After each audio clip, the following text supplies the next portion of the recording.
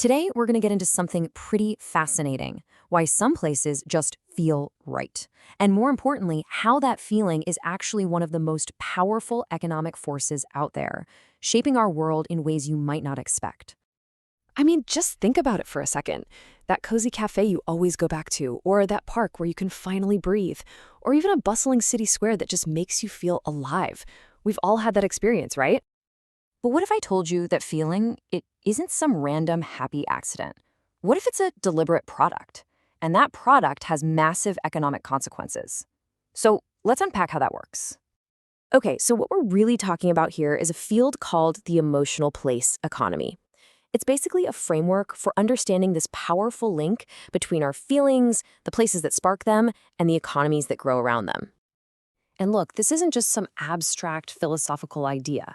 It's a really practical, analytical way of seeing how emotions, things like comfort or nostalgia or excitement, can be translated into cold, hard cash.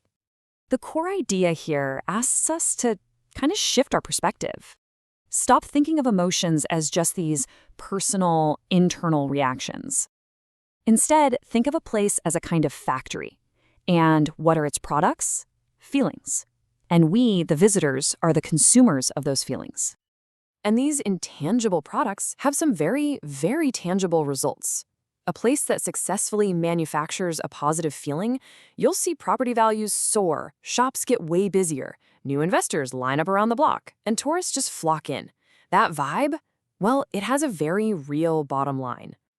So the big question is, how on earth does a simple physical space do this? How does it actually manufacture something as complex as a human emotion?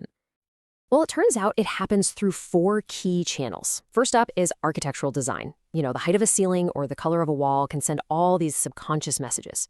Second, there's collective memory. Think of a historic battlefield or even just your childhood park. They're layered with stories. Third, social activity. A space designed for people to meet and connect creates a sense of community.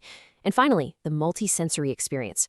The smell of fresh coffee, the sound of a fountain, it all comes together to create a distinct feeling.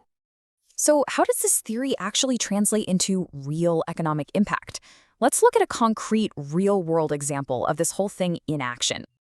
We're heading to New York City to the High Line. For anyone who doesn't know, this was an old, abandoned, elevated railway that was totally transformed into this one-of-a-kind public park.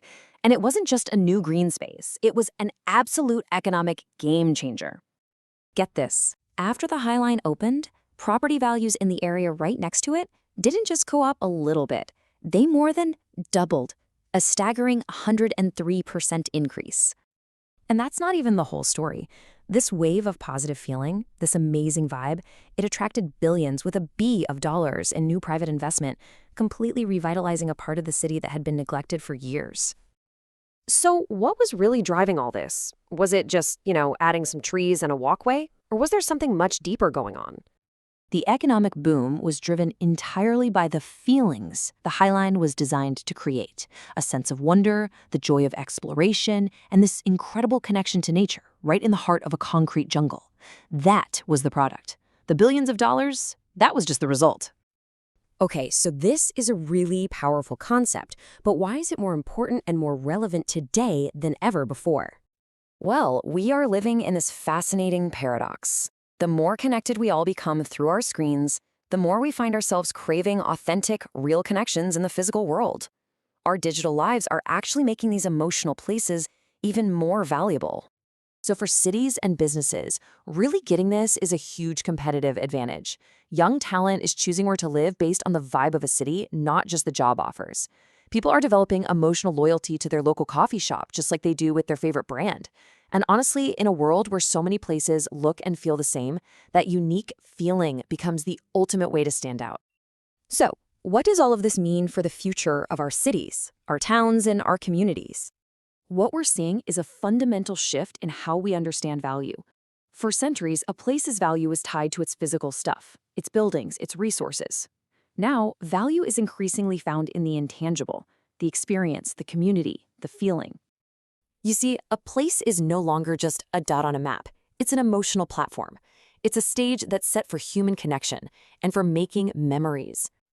But, of course, this new power comes with some huge responsibilities and some really serious questions we have to ask. I mean, is it ethical to manufacture emotions for profit? How do we make sure this kind of development actually benefits the communities that are already there instead of just pricing them out?